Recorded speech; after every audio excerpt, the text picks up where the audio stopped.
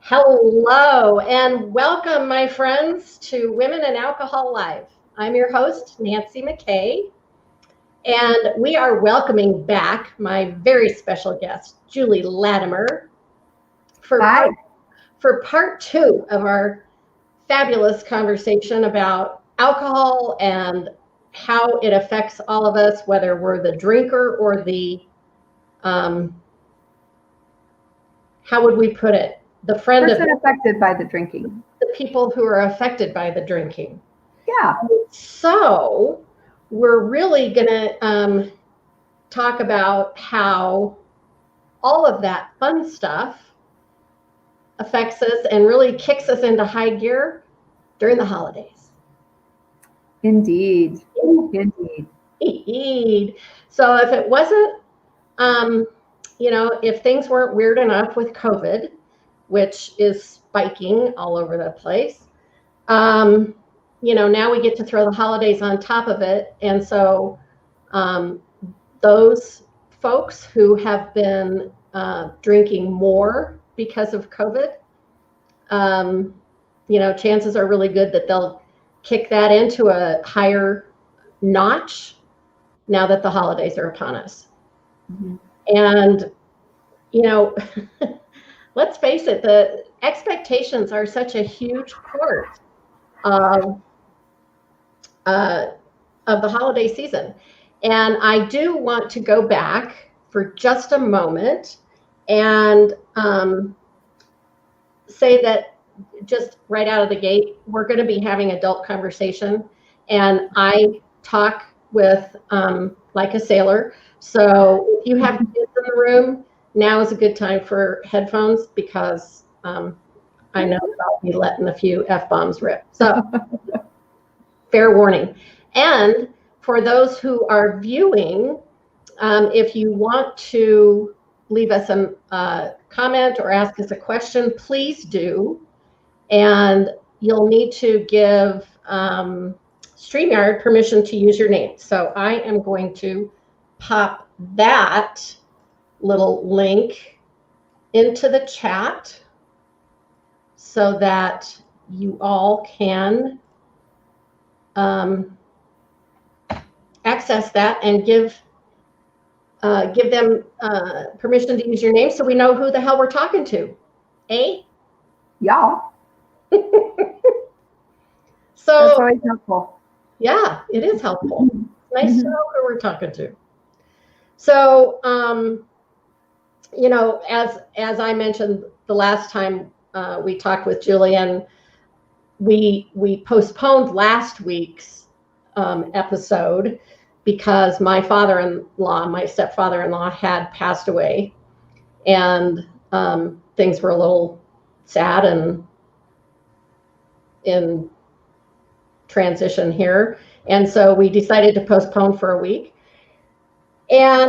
But Julie and I met during coach training and we became fast friends, and we are so excited to be collaborating here, and we've got a couple other things in the works, but it's fun because Julie works with people who are affected by alcoholism, and I work with people who are the drinkers, or are affected by any other kind of addiction as well. But so we're covering both sides of the topic, and it's really powerful, you guys. So no matter where you are, if you're affected by alcohol, we got you covered.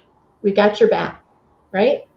Yes. So what's one of the things that we that people are affected by during the holidays? What do you think is one of the top things, Joel? Well, the number one thing that comes to mind for me are expectations. It feels as though we have high expectations of ourselves. We have high expectations of others sometimes. And that, includes everything. We are expected to make small talk or be in a large group, and we're expected to have a wonderful family gathering where everybody gets along and the meal is perfect and we have the shopping list done and the tree or the, whatever, Hanukkah or whatever.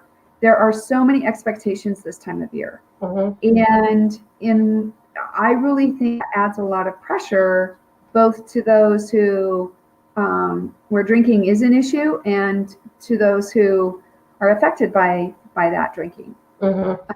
And so that would be my number one. That would be my number one topic, I guess, as far as holiday is concerned. I don't know what you think, Nance.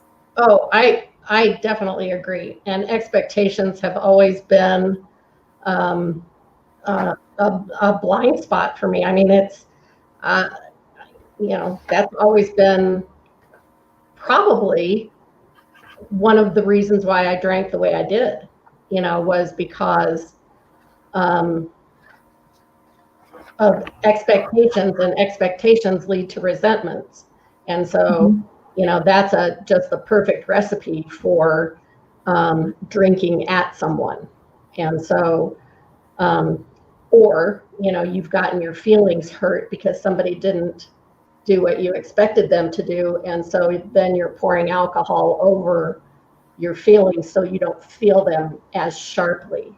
And but I really think it all starts with expectations, and that goes back to mindset. It all starts in your brain with thoughts and how you think you should act or someone else should act or how it should be.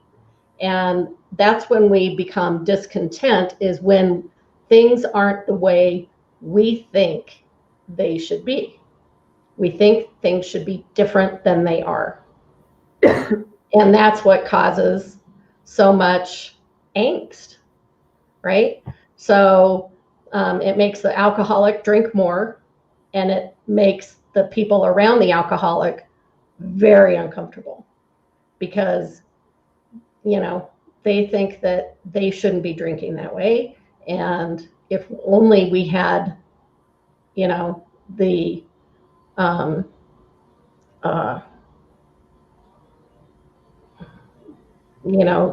leave it to Beaver household like we all expected to have, right? Then everything would be fine if it just wasn't for you doing that, right? So true. And I think, one of the ways that I can tell if someone has been affected by alcohol or addiction of some kind is that there often is a strong need for control. Because a lot of times when there is drinking or drugging going on, we feel out of control, whether we're the person using or drinking or the person who's affected by it. And so, the expectations that we have of the drinker, of the person using drugs, and also I think of ourselves. I believe my experience is that people who've been affected by alcoholism or are affected by alcoholism, they have a strong need to please people. So during the holidays, my gosh, the selection of people that we believe we have to please grows exponentially. Oh, yeah. And so, we have family, we have coworkers, we have our kids, our parents, other relatives, the community if we're doing volunteer work.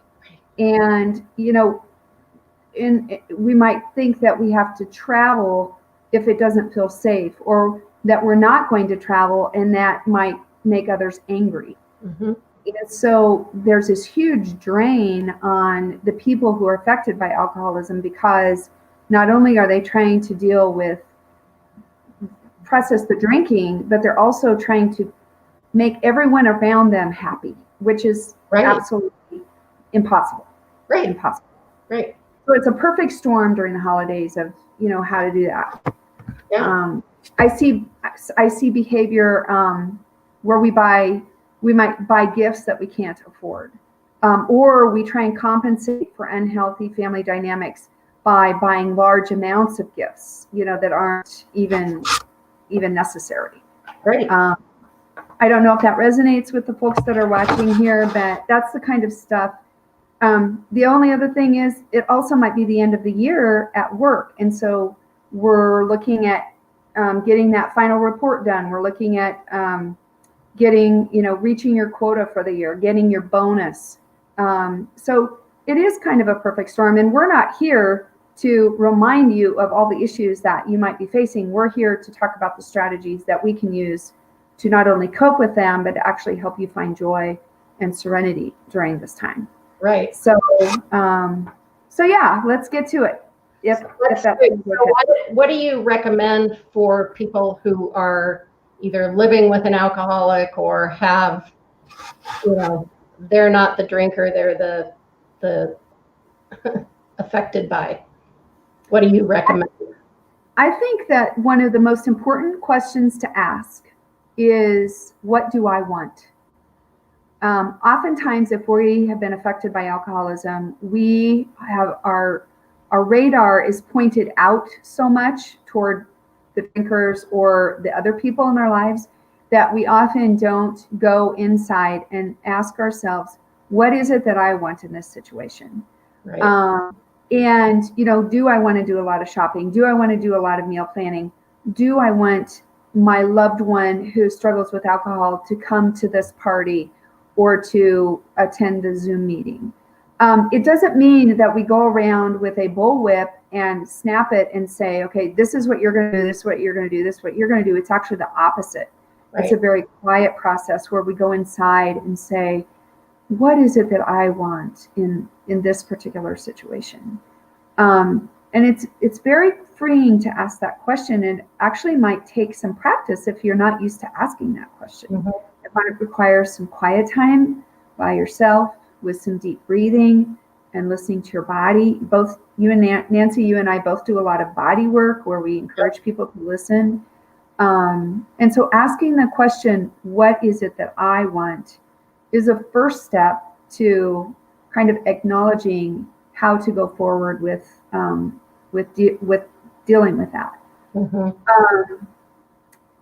I think the other thing to remember especially during this time of year, is the phrase, keep it simple.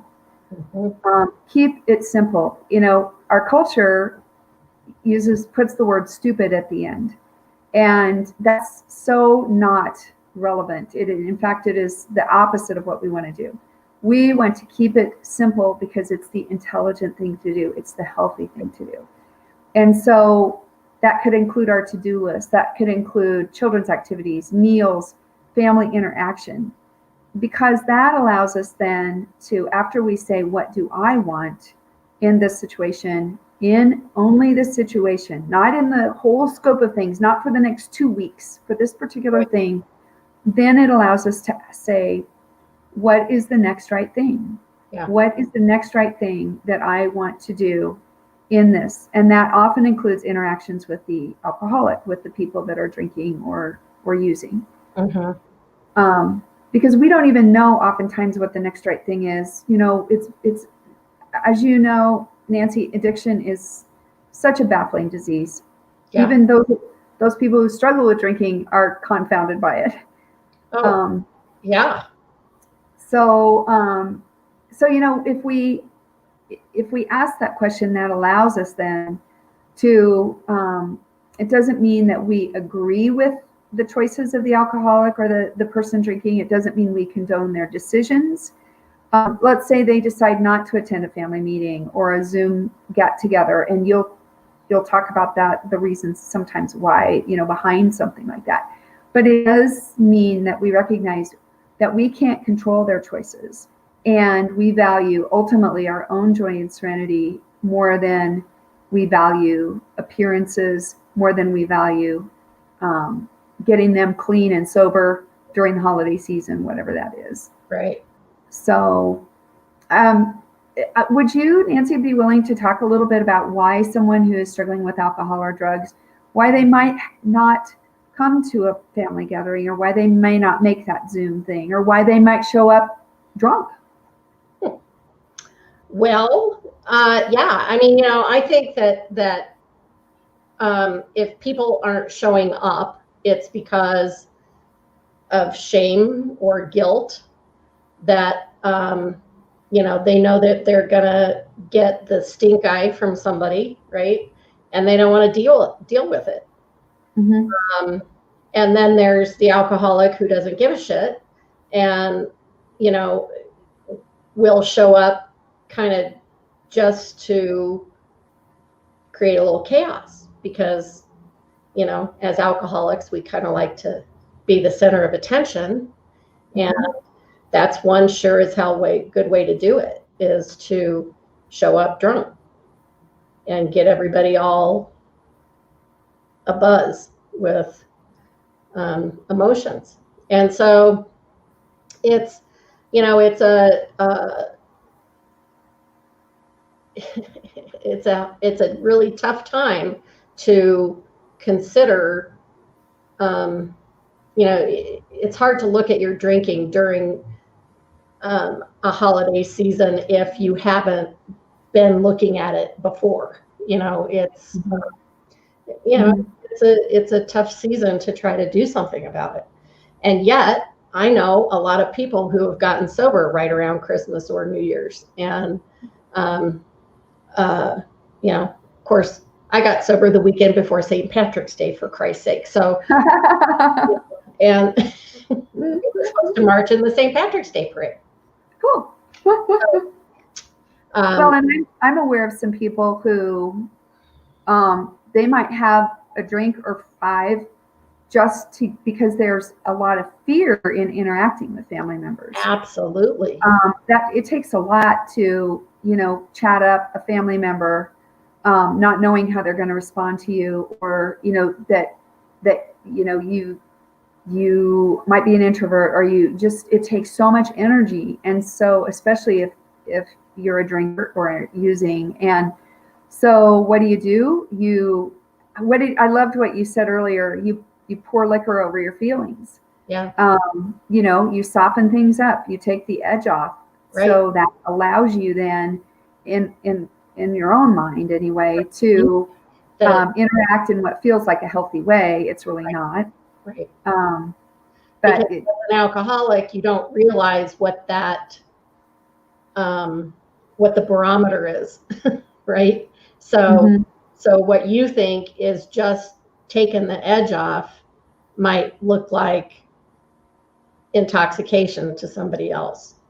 And so, that's why it's a hard thing to judge. And so, and then if you're already sober, holidays are hard too, because sometimes they're a trigger, right? Sometimes things happen during the holidays that could trigger you. And so what do you do in that case, right? You're trying to stay sober. Maybe you're newly sober, and you're still working the tools, wherever you learn them, to stay sober. And so, what I tell my clients is either get out of the premises, leave the house if you have to, or go to the bathroom, lock the door, take a few deep breaths, say a prayer, to whatever you believe in, right? Mm-hmm. And look at your thoughts and what they're doing to you, and know that you are only in control of yourself. And I think that's the biggest thing, because that's all we all have any control over, is ourselves. Mm-hmm. And if we have come to the understanding and the belief and have used some tools that help strengthen that belief, then you'll get through things easier. Mm-hmm. And I really like that idea. I really appreciate you talking about that idea of kind of, and I think this is important for those for my clients that have loved ones that struggle with alcoholism, or addiction, it's the idea of having contingency plans. Like, I know that if I start to feel anxious, whether I'm struggling with drinking or whether I'm struggling with a loved one who is drinking, Mm-hmm. I have options. I have the option of going into a quiet place. I've had clients actually call me, or call me from a closet at a party. Yeah. And they've gone in there, it's quiet, they can slow their breathing down, and they can talk through what their fear is as far as the person who's drinking, or the fact that, so a lot of times I know that, I suspect that your clients, I know that mine who struggle with, they might carry a little piece of reading material in their purse or their inside coat pocket. Absolutely. That calms them down. It's almost like a mantra, or it's something that grounds them. Yeah. Kind of gets them back into the moment, and everything is, at this moment, everything is great, everything is fine. Yeah. Because it can be a trigger. It can be, smelling booze on somebody's breath is a trigger. Yeah. You mentioned, when we talked about this yesterday, you mentioned that for a lot of people affected by alcoholism, the holidays when they were children were not happy. They often were volatile. They were caused to drink even more. And so as kids, this is the least time of year that you want to get excited and joyful about something, because there are so many memories. Right. Is that? Yeah, it's hard for me to get excited about Christmas sometimes. And this year is no exception. For some reason, I'm quasi in the holiday spirit. So, it's one of those things. And the thing that I've learned is that's okay. Nothing has gone wrong because I'm not in the Christmas spirit. It's when we think that something isn't the way it's supposed to be. When we force it, then that's what gives us the conflict. And so, one of the things that we can do for ourselves, no matter where we are in the situation, is give ourselves some compassion to just go with the flow, and not resist things, because as we know, the things that we resist persist. So, if you start making a fuss about something, that's just gonna make it worse. It really does. Right. So, like Brene Brown says, give yourself a permission slip to either skip the Zoom thing if you need to. Ask, like you said, ask yourself, what do I want? What's important to me? What are my values? If you have your core values down, and your boundaries, you're not going to you're going to feel a lot more secure in your resolve to ask yourself what you want, and to be able to stand there for it. Stand up for yourself, have your own back. And here's what I would say the tough part is, no matter what side of the fence you're on, alcoholic or affected by alcoholism, a couple of things. I think one of the tough things when we are being authentic and true to ourselves, it's not only tough to acknowledge that, but it's tough to communicate it to others in a healthy manner, because they often will have expectations of us. And so for us to be able to say, let's say we're the alcoholic and we're saying, I realize I have a lot of fear about coming to that get together or coming to the Zoom thing. And so I love you, but I'm going to bow out, and we can connect next week or afterwards. Right. The tough thing for a person who's affected by the alcohol is if that loved one is absent for whatever reason, and it could be they're knee walking drunk. I mean, I don't know, but it is not our job to make them feel ashamed. It is not our job to guilt them out. It is not our job, and it's not our job to make excuses or lie about why they're not there. Right. Or why they're acting the way they are. We have, if say we find out that someone we love is not going to participate for whatever reason, we don't have to make excuses and lie about it. We can say things like, I'm sad that you're not going to be there. I look forward to the next time I see you. Or we can say, if somebody says, well, where is your son? Where's your husband? Where's your wife? Where's your dad? I'm not sure. And then you change the subject, and it's not our job to be the representative of that person and to judge them and to shame them or to make ourselves look good. Right. This is often the case if we are the parents of someone who's struggling with alcoholism or drugs, because it is so easy to internalize that and think it's a reflection on our parenting. Mm-hmm. And so for us to not take responsibility for their choices, there are other ways to, if we owe them apologies for things that we've done during their upbringing, we can do that separately. Right. To just say, I'm not sure, and then, wow, what did you think of that dessert that she had? Blah, blah, blah, blah, blah. It's a lot of times it's not what we do, it's what we don't do that really makes a difference. Yeah. Yeah.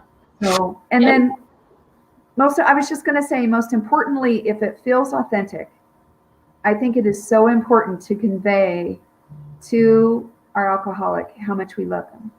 Yep. No, we love them. We might have boundaries about what we're willing to do, what we're willing to participate in, how we're willing to be treated. But I love you. Yep. I love you. Yeah. Yeah. Absolutely. Absolutely. Mm-hmm.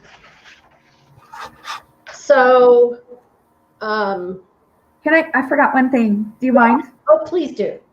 The other thing I think is really important this time of year with either with family gatherings or with traveling is, and you had mentioned this earlier, we talked about contingency plans.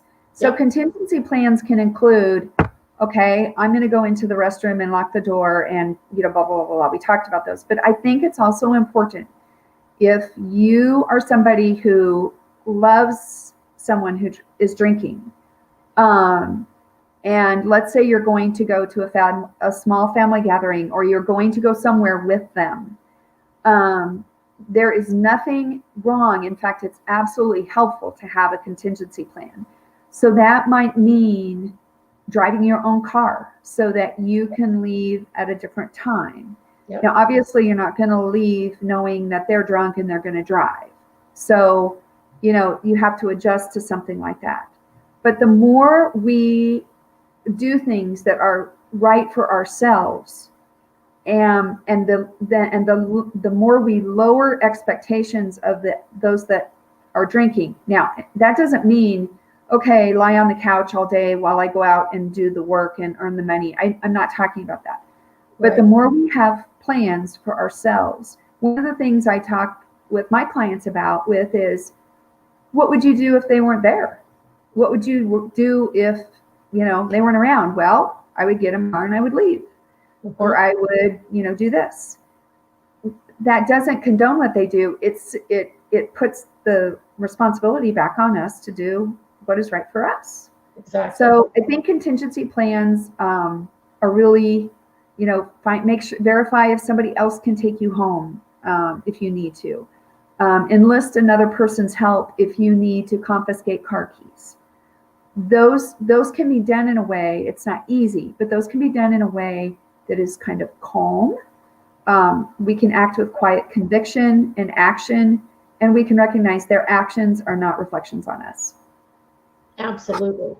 Absolutely. So That's my thing on contingency plans. Well, it's important. It's really important. And it's, if we don't have a contingency plan, then we fall into the role of victim. Oh, such a good point. I used to say I had Velcro that, that kept my hand on my forehead. Right. Mm-hmm. It's just, look what that, SOB did to me again. Right. Mm-hmm. And it's a bad, it's a bad look. The victim. And I do think, you and I talked the last time about allowing all of us to experience the natural consequences of our choices. Mm-hmm. Certainly, those of us who love are affected by alcoholism, we get to experience the natural consequences of our choices. If we are codependent, if we're paying their bills, right. If we're picking them up, if we're bailing them out of jail when it's not appropriate, some of that kind of stuff. Yep. I do think the holidays create an artificial pressure to avoid natural consequences. If like, oh my gosh, I don't want them to spend Christmas in jail. Mm-hmm. Oh my gosh, I don't want to pay their rent because I know they've been buying a lot of presents. Those are some examples of kind of natural consequences that everybody needs to experience in order to experience the joy of natural consequences when we get sober, or when we get clean, or when we start practicing healthy behavior with our alcoholics. Right.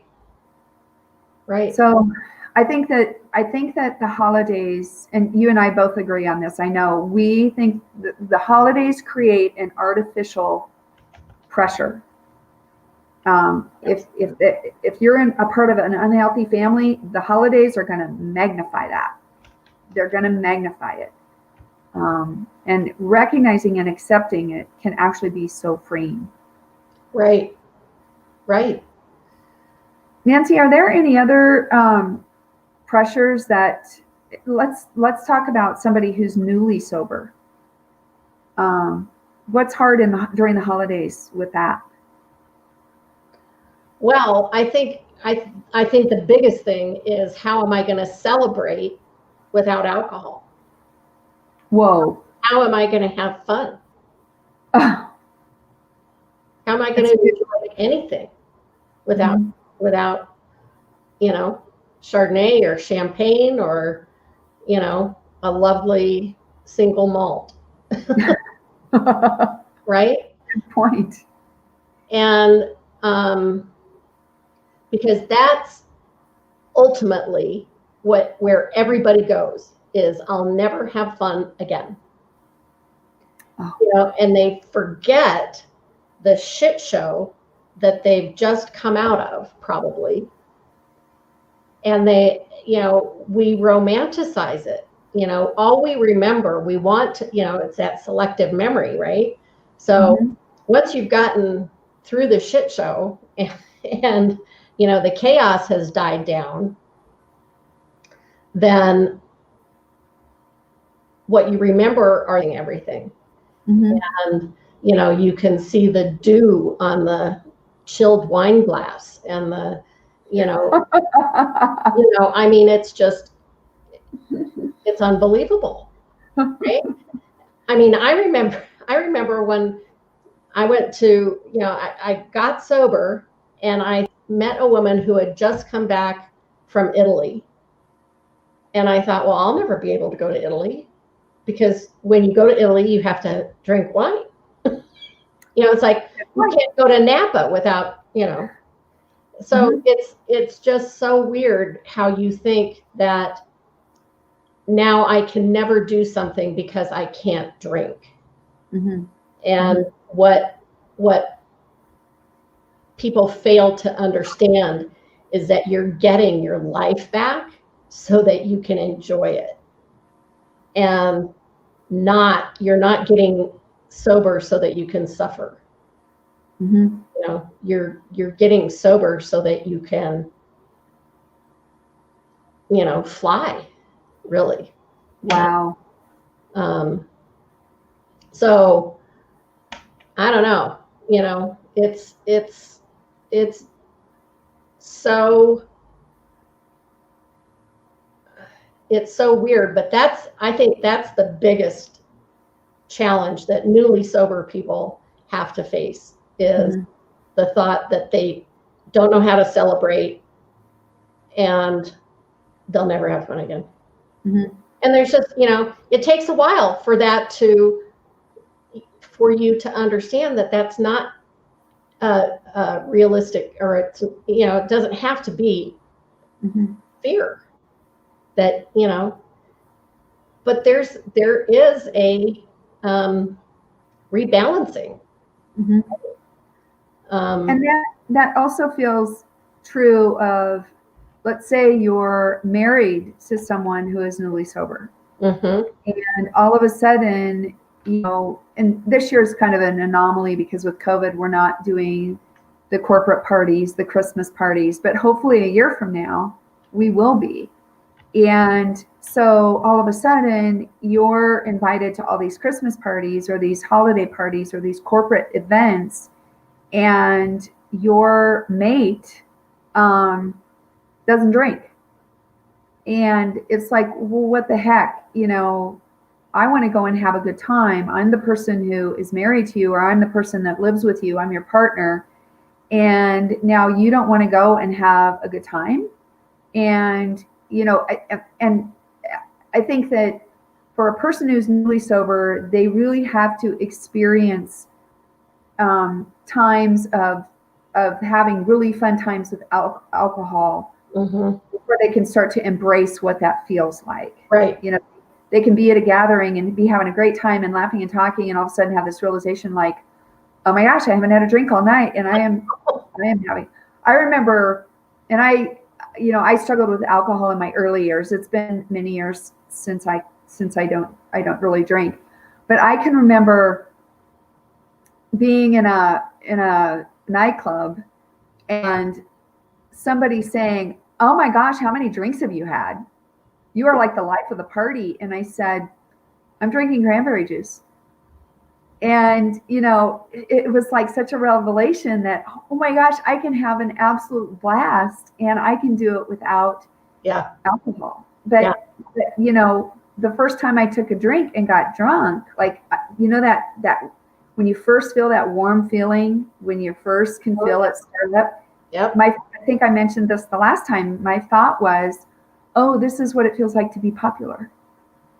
And so, now I can drink cranberry juice or club soda and have an absolute stellar time and feel popular isn't the right word. I think I can feel loved. I can feel nurtured. I can feel cherished.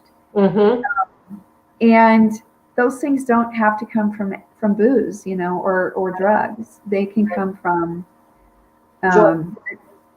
joy, a daily practice of living differently. Yeah.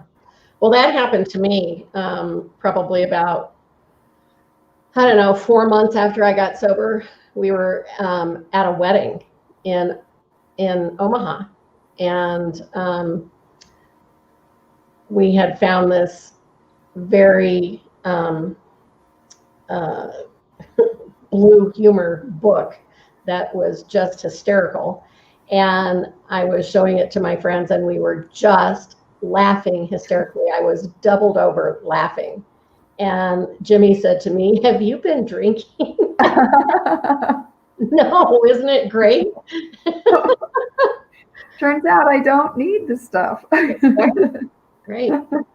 It was like, and until that point, I hadn't laughed that hard.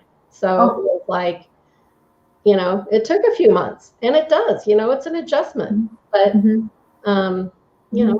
that's the way everything is. Everything is, there's an adjustment period. Yeah. Yeah. So this time of year is a year to give ourselves a lot of grace. Absolutely. That? Absolutely. Lots of grace. And there are many of us that qualify for both. There are many of us who have struggled with drinking or drug use, and have also been affected by those who Oh, drink. absolutely. I mean, there are more, because the nature of addiction is it's generational. It's passed on, Right. from Well, family. And in a lot of cases, it's a married couple who, one of them got sober and then the other one got sober, or Mhm. they met, after they each got sober. So it's a frequently it's one of those situations where you need to utilize both Julie and I almost at the same time, because Mhm. if you still have an alcoholic in your life, even if they're sober, we still have a lot of the characteristics that got Right, us. the belief systems, the thoughts, the ways of approaching life. Exactly. Oftentimes when we grow up with alcoholism, or addiction, we have trust issues, we have vulnerability issues, and it's with ourselves, it's with those around us. And then if Yep. we're actively drinking or sober or whatever, those are exacerbated by it. So, but the great news is that this is not some mysterious black hole that we have to fall down, that we have to live in. Absolutely. There are, between us, we have a bag of tricks, man. It's cool, and they're magic. It is cool. Didn't you say? Yeah, it is. It's very cool, and you don't have to suffer. No Mhm. matter where you are on the spectrum, you certainly don't have to suffer. So we've gone past our time, but so Yeah. Julie, tell everybody where they can reach you and get a hold of you. And I didn't do our little banners today. Oh, that's okay.